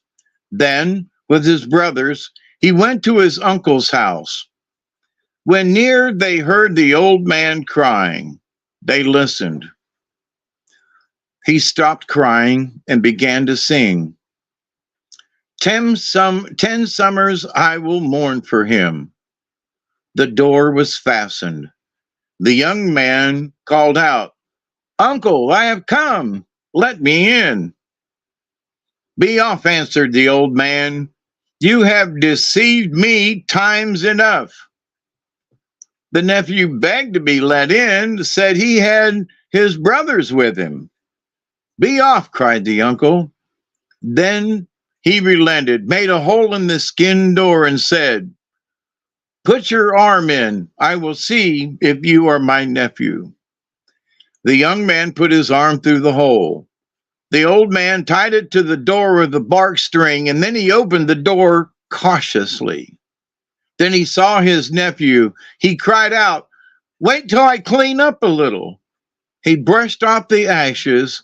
Then he welcomed his nephews, and they lived happily together. The end.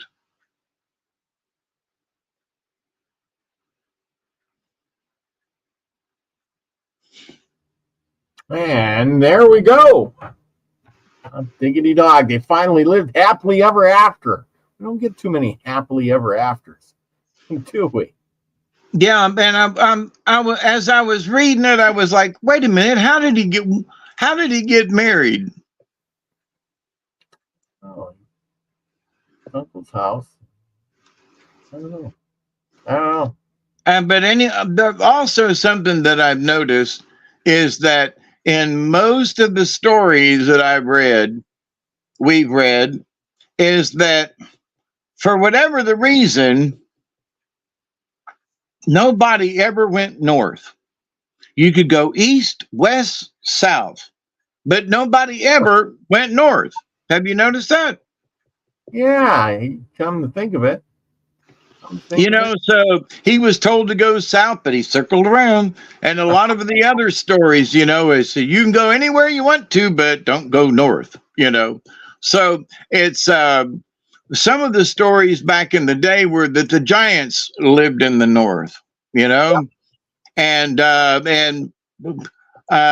that other giant things lived in the north, like the woolly mammoth kind of thing,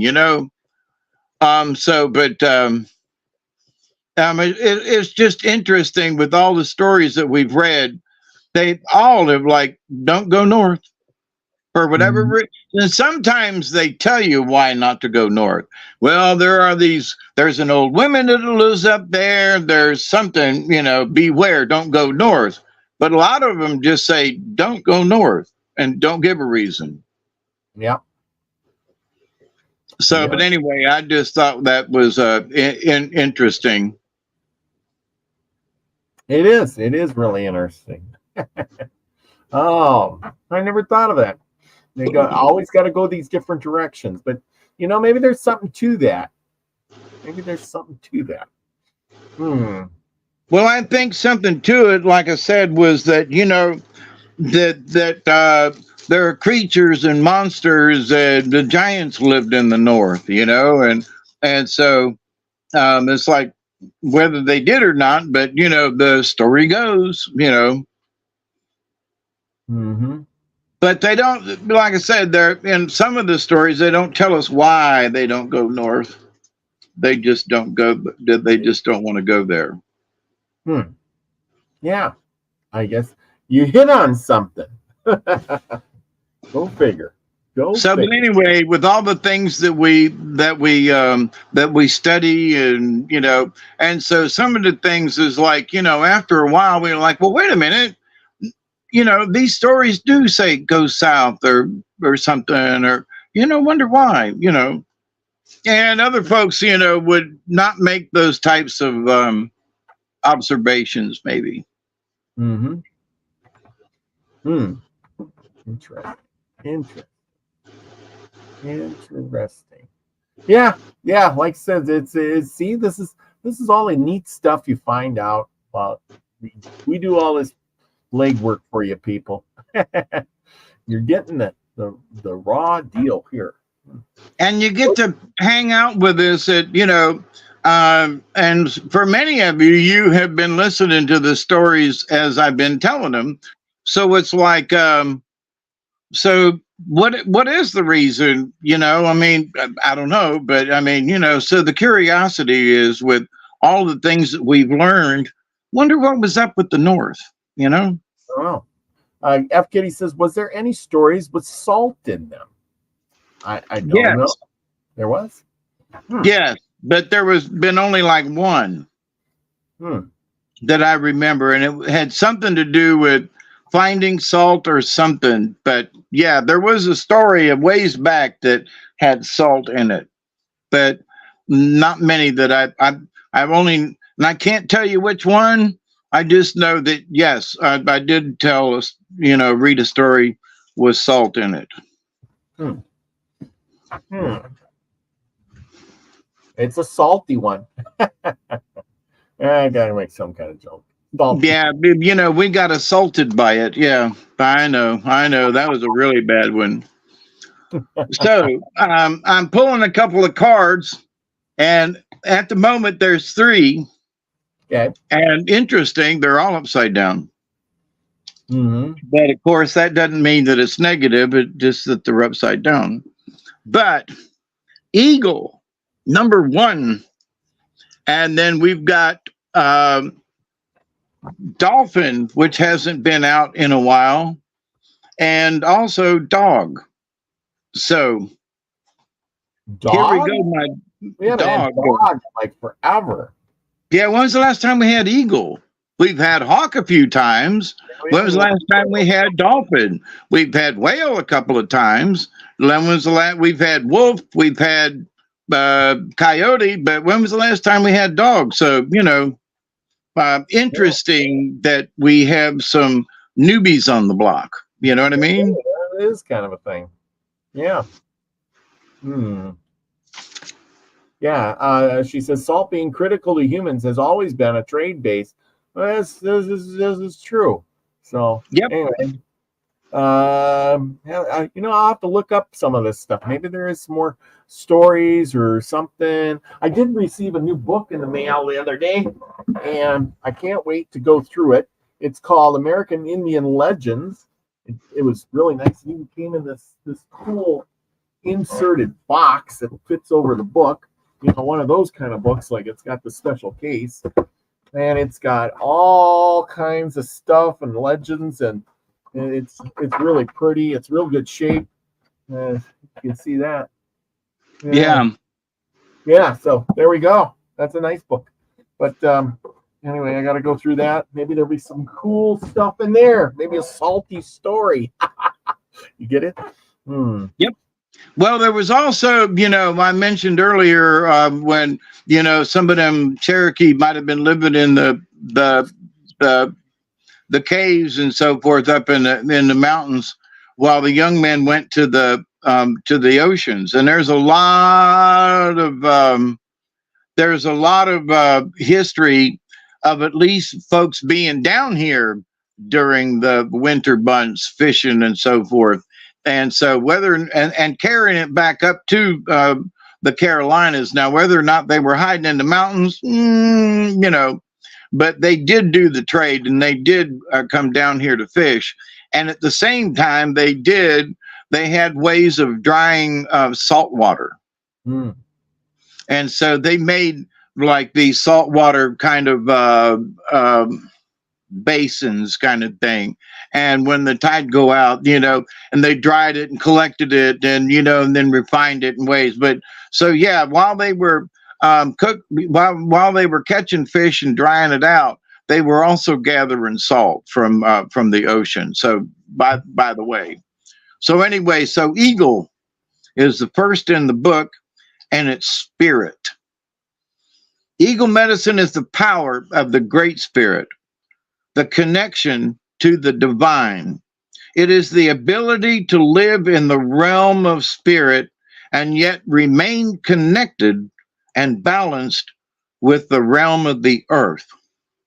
Eagle soars and is quick to observe the expansiveness within the overall pattern of life. From the heights of the cloud, eagle is close to the heavens where the Great Spirit dwells.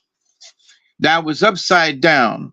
If you pulled eagle in the reverse, you have forgotten your power and your connectedness to the Great Spirit.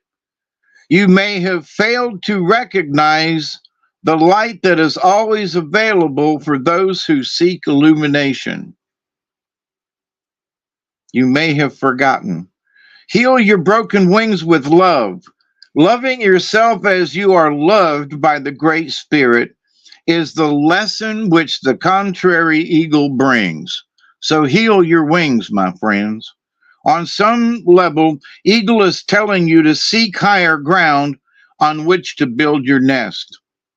The nest is the home of the heart and cannot remain in a swamp.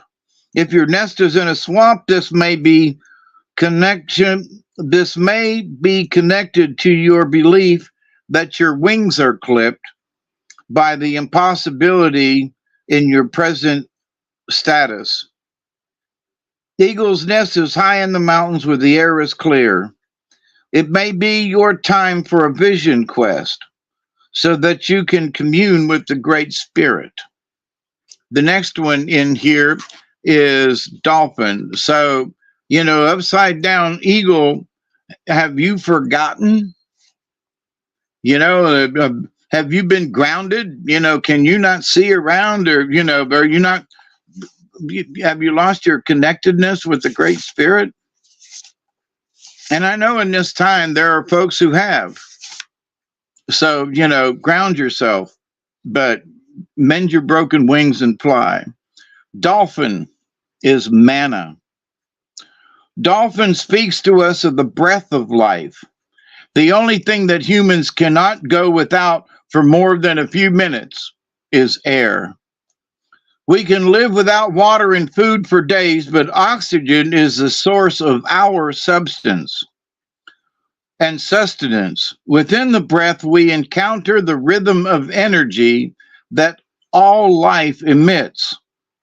In changing the rate or rhythmic texture of our breath, we can tap into any other life form or creature.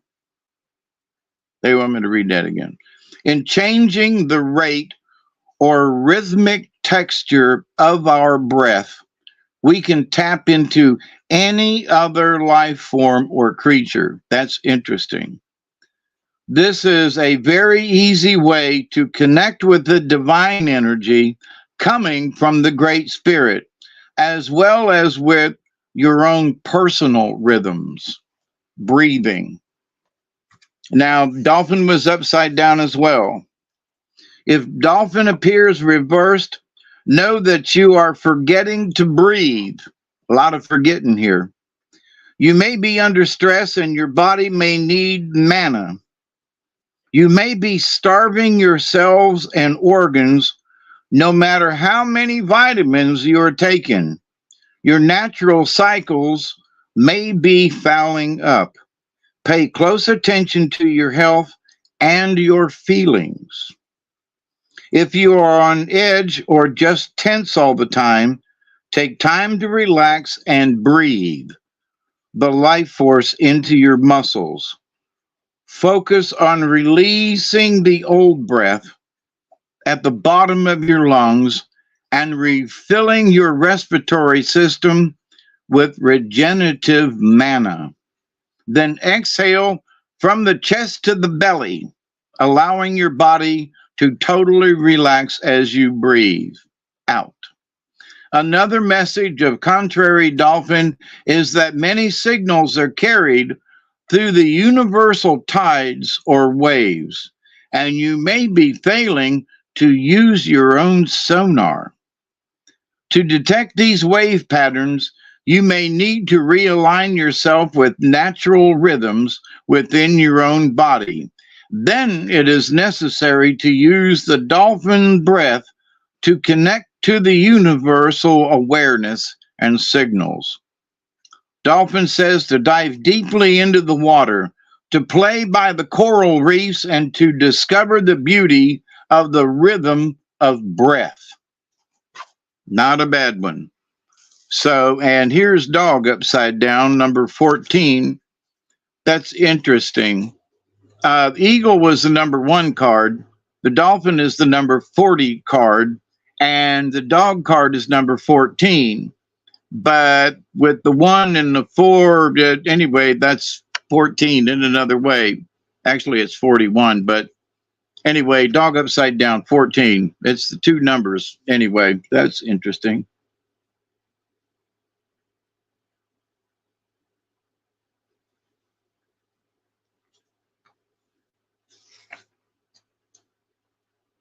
Dog is loyalty. All of the Southwest and Plains Indian tribes had dogs. These noble animals would often give warning signals of approaching danger. They helped in the hunt and were a great source of warmth on long winter nights. Since the canine tribe has many breeds, early Indian dogs were usually half wild. This wilderness, however, never divested the owners of their dogs' innate loyalty. No matter what, the dogs would always be loyal. Dog has been considered the servant of humanity throughout history. If a person carries dog medicine, he or she is usually serving others or humanity in some way. Here you will find the charity worker, the philanthropist, the nurse, the counselor, the minister, and the soldier. Now, dog upside down. In the contrary position, dog may be telling you that you have become critical or mean due to the company you are keeping. The reversal of this medicine could also imply that it is time to stop cowering with fear and time to begin to tackle the adversaries of your confidence. The adversaries of your confidence. A lot of folks want to tell you, you're no good at that, you're not good enough to know something, blah, blah, blah, blah, blah, and people pick on other people all the time. It's sad. But so the key here is to realize that these are not external enemies, but thought forms in your own mind, which tell you that you are not worthy of loyalty, either to yourself or to others. So don't let other folks convince you otherwise. Don't let them to get in your head. You may want to examine the patterns of disloyalty in your life. Do you, for example, pass on gossip or not speak up when someone else is rumor mongering? Reclaim the power of loyalty to yourself and to self-truths. Become like dog. Be your own best friend.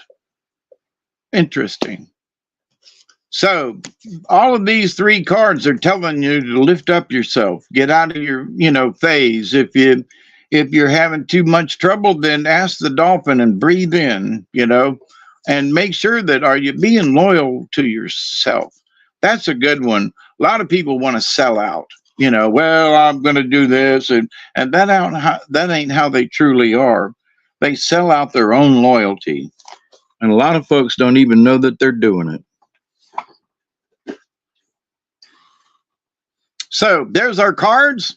There's our story, and it's only been 2 hours and 4 minutes.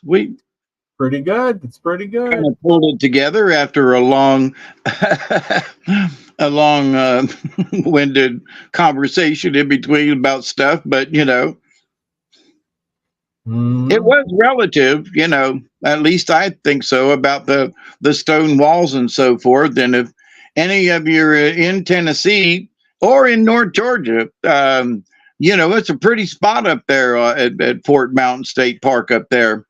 And it's just interesting where that fort sits. That, you know, I asked the question, I could see where the Confederates would build a fort up there. Yeah. But why would ancient peoples build a fort up there? That, you know, and the stories that they tell, I'm like, well, it's a good thing that I ain't on one of them boards with archaeologists and stuff. You know, I'd be arguing with them fools all the time, you know. Yeah. Use your common sense, people. You don't build a fort on top of a mountain for no reason, because you're keeping out who, you know. That's yeah. Oh, you know, that wall is not going to keep bears out. It just ain't going to do it. It wasn't designed as a bear keeping out wall. So who were you keeping out? What battles were you fighting that you needed a big stone wall on top of a mountain? And a not very tall wall. It's a short wall, you know, that's the thing. If it was like, you know, 10 foot tall, 8 foot, 6 foot tall, you know, and some of the terrain has caused some of some of the wall to be a little taller, but where they were trying to make the wall the same height all the way around it, the land dips down, and instead of the wall going down like that, they kept the top of the wall going the same. So in places it's shorter, in places it's taller. But to the point, what were they afraid of? You know. Exactly. It makes you wonder. Makes me want to go back up there with a different eye, you know. Yeah. And look at it and with a different eye, you know. Exactly. Well, you gonna have a show tonight? Yeah, I think so. All right, good deal. Well, I'm gonna get us out of here, and you go have your show. I gotta get to bed. I gotta go to work in the morning. So thank you everybody for being here. I hope you enjoyed the cards and the good story and the moon-eyed people. And if you want to know more, go look it up yourself. And it's a full moon tonight too, so go out and get your full moon on. That's right. It's the anniversary of the big attack on the moon-eyed people. Anyway, thousands of years. Anyway, with that, remember, go out and be nice to somebody, your neighbor, yourself, somebody else, and enjoy yourself. Remember, everybody, be the frequency you want to receive, everyone. Love you all. Peace, everybody. Peace out. Cheers.